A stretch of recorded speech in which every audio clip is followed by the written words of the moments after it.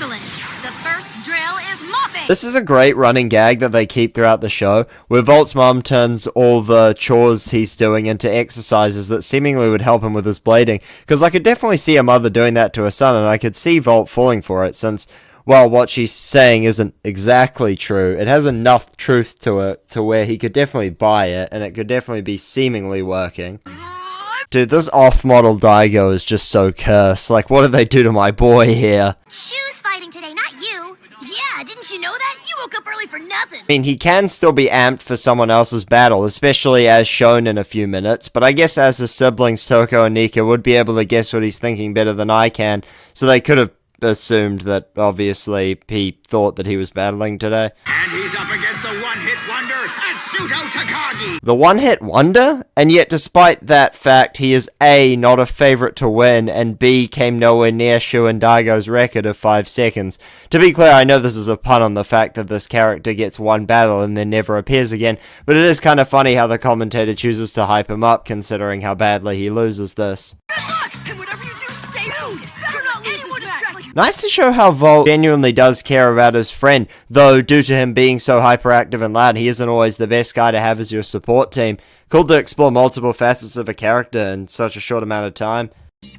True, and out of the 4 types of bays, balance types have the most differences between them. Also cool to have Daigo showing off his blading insight here, because not only does it show Daigo's intelligence, but also how he's become a part of Volt's inner circle in a more meaningful way, which is a good thing to show considering he hasn't really been fully integrated at the end of the last episode. But that's not the entire story. Take a look at how it compares to his opponent's strength, defense, and stamina. Okay, this is an awesome point to explore, in that they go through the upsides and downsides of being a jack of all trades, and that Spryzen isn't really bad at anything, but also doesn't really outclass any type at anything. Just makes the types feel way more thought out. Shame this basically goes away when every balance type starts getting modes in the later seasons. Which is why they say bays choose their bladers, not the other way around. Also cool that Ken gets to have a moment there, since he didn't really get to show much insight in the previous episodes, so it's nice to have him have a good line to show his knowledge of the game. I have no idea if this guy is any good, but I don't want to assume he's not. It is funny how against Ken, Shu actually came up with a plan, and here he's like, this guy looks shit, but what if he actually isn't the worst blader in history? I guess I better try a little. I mean, we all know he's gonna win, but you'd think they would still try and make him seem like he's trying a bit harder, you know? Not make it just this blatant of a Shu likes to not underestimate his opponent's line. Whoa! So much for that theory! What do you mean there goes that theory? He can still get a survivor finish when his opponents attack him. Does the commentator think you can't get a survivor finish if you make contact? What was he thinking when Wyvron gets a survivor finish later in this episode? Do you think Wakia broke the game? Good to put the ridge in our minds, considering Volt and Shu both end up having attacks that use it for acceleration, so it is good to have Shu taking advantage of it here to show the potential, though to be clear, we are going to heavily explore the potential of it once we get to Ultra Flash launch. Koji Kanda, huh? With his horror suit. He might seem like a boring blader at first glance, but you can't judge a book by its cover. By boring, does Daigo mean he doesn't win with burst finishes or ring outs, or does he mean boring as a person? Like, he doesn't have many personality traits. I'll assume blading style, because if it isn't, A, that's pretty rude, and B, that's hard to judge based off purely this battle, since we didn't actually see it. Whereas, at least off of blading style, it makes more sense. Good luck. This is a good moment for showing how Hoji feels about Wakia, while also kind of setting up their power dynamic, something that plays pretty hard into the next episode. Did he bring a fog machine? Who is this guy? Look, I get this is just to set up how rich Wakia is, but we can clearly see that they used the fog machine for Shu a few minutes ago, and Volt previously, so obviously this line doesn't actually apply. Sweet! Then I'll hit him up later to join the Bay Club. Cool to have Volt thinking about making the Bay Club official even during this tournament, because it really does make the Bay Club feel more special to him, to make episode 4 feel like it has more of an impact on the overall story.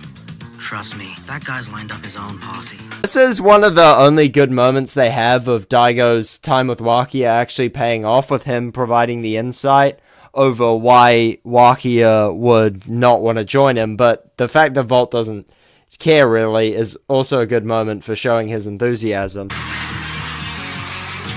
Something to note about this generic combo, Brown King Kabea's Force Blue Jaggy, is that it is the exact same generic combo as the Babe Wakia faces in the next round, which is insane to me, because it really shows the lack of generic combos they built for this show. A perfect win. Talk about flawless defense. Now, I wouldn't really say that match is indicative of flawless defense, considering his opponent has an attack type with a defense layer that has no major contact points. So while I'd agree it's a flawless win, you can't really make judgments of flawless defense from an opponent that unsuited to attack him. What? Are you okay, Honcho? Kid, but seriously, spatial awareness, it's a thing! I'm aware, my brain power is unreal! What am I supposed to be feeling right now? People are watching! Really? How's my hair? Yeah, this is an amazing moment to show Rantaro and Volt's relationship, since they didn't have much conflict in the previous episode due to it focusing on Volt's conflict with Daigo, so cool they go back to building on this dynamic when they have a moment to breathe after the last episode. That's Volt Aoi. He looks tough. You worried? Why is Hoji asking Wakia this? Doesn't he know he's Volt's next opponent? Is he expecting to lose? Or is he just asking Wakia to get some reassurance? No matter what way you slice it, this is just a bizarre line from Hoji. I don't care who he is, he's not a problem. He's nothing more than a nuisance to me. Again, good for setting up the future annoyance Wakia feels in his battle with Volt, as well as generally how he views Volt as a blader versus someone like Shu. Today we'll do the most important training there is. To be fair, this one feels the most like real training, since this definitely seems like something you can do with a lawnmower, so it seems like his mum intentionally had him do it manually for training. They went bing and then boom, crash! Well, we get the return of the onomatopoeia spam while also showing that despite how into this training Volt is, he is still more into the game as a whole, and therefore he takes a break from his workout to talk about this. Ta-da! Isn't this the coolest thing ever? To be fair, as someone who sucks ass at art, I can totally relate to this. But to be fair, nothing wrong with a simple design, especially since they aren't even official yet, so they can always refine it later. Mine's an art piece. What's your influence? Postmodern, unable to draw as him? Although to be fair to Hancho, with this art piece comment, while you can't read the writing, I do think that the art all around does look pretty dope, whereas Volt's is just 2 letters. So if they didn't like his calligraphy, they probably should go with Rantaro's. There they go again. Do you ever feel like we're babysitting them? I mean, yeah, Nika, that's the entire point of your guy's character. Thanks for lampshading it. I mean, at least this lampshading isn't something that's a problem, so I can most certainly handle it. I just don't really particularly enjoy that kind of comedy in general. Don't you have better things to do? As in training? I love the emphasis placed on training after episode 2, because it makes a lot of the missteps in that episode feel more worth it. Also, this is a good moment from Ken to show how he's getting into training after his loss. I'm talking about when you let yourself get all flustered. To be fair, I don't really think we need this spelled out to us since it was so well explored last episode, but I guess it doesn't hurt the show that much. It just does kind of remind me that I'm not the target audience here. So, while I don't think this is great, I understand why it's here. Rush launch is amazing, but it's no good to you unless you stay in control enough to pull it off. Man, it is such a shame to me how these early episodes make Rush Launch so powerful, but even by the later half of the season, it just becomes a foreplay move. And in later seasons, except for a couple moments in Surge, it's pretty much a joke. Find your happy place, butterflies, puppy dogs, and stuff! To be fair, this is considered a decent way of keeping your cool in a sports match, but it does seem kinda weird of Hancho to frame it as a strategy, considering it doesn't have anything to do with Beyblade specifically.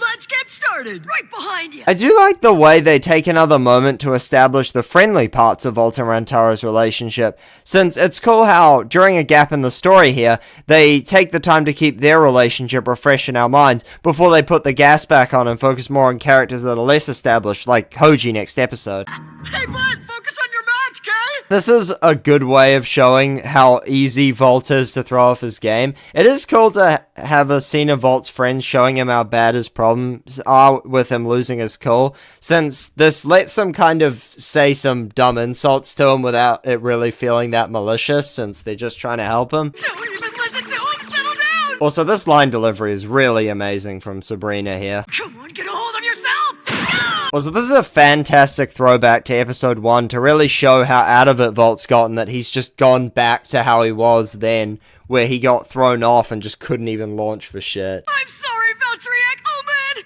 Okay, cool how he has a different reaction to failing here than he did in episode 5, where he was more just getting angry. So it keeps his connection with his bae reinforced, but it still keeps the show feeling fresh. What is his deal? What did he even come here for? He got lost? To be fair, the most logical reason is that he came here to scout out Volt and couldn't get anything since Volt was busy being insulted and messing up. Like, I get that this seems confusing, but you'd think these pretty intelligent guys would be able to work this out pretty easily. Just as I thought, Voltaoi. You don't have any real skills. I mean, that is true in a sense, since Volt is typically acting on instinct, but also, obviously, even if he doesn't have skills, he has proven that he could be a match for you. Also, did you not understand what the point of that exercise was? It was Volt's friends trying to get him to get over his hot-headedness, so I don't really know how that proves Wakia's point at all. It shows that he's putting in work, not trying to rely on his luck. Sasaki, Shindo! Want to use a balance type, babe? Cool how Wakia just has these two use balance types since they aren't really strong enough to match him, but at least he can try and get a handle on how he's going to beat Shu when they eventually battle.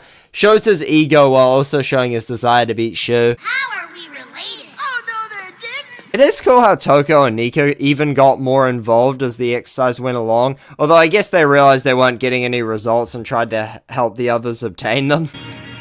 What do you mean it's spinning faster? How can you tell? I mean, you can tell from the fact that you see it at one speed, and then this speed was faster than that speed, right? That's what faster means, Volts.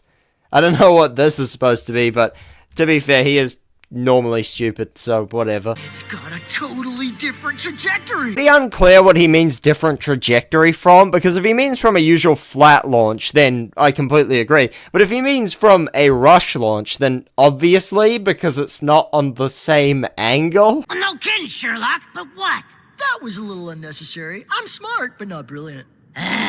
You can say that again. Nice of them to have a moment between Ken and Rantaro, because again, in the last episode, those two just weren't really having anything to do with each other, so it is cool that the show understands that in this breather, they've got to build on what they forgot to in the last episode, which really makes the last episode feel even better, because it feels like it didn't actually have any gaps. It was the spin speed. We'll have Daigo work this out, since while him and Shu are the most perceptive, he is the newer character, so having him work it out shows off his skills really well, and does quite a lot of heavy lifting to introducing him effectively into the cast. That must mean it was Mom's training that did it. Good twist to have it that his mum's training was actually effective despite how weird and unorthodox it was, because it does explain why Volt continues to go along with it for the rest of the show. Oh, Volt's so honest. Ah, damn, this is such a good moment. We see how Rantaro and Ken try to stop Volt from spilling the beans about the club, while Daigo just enjoys Volt's honesty, showing pretty much a good reaction from every member.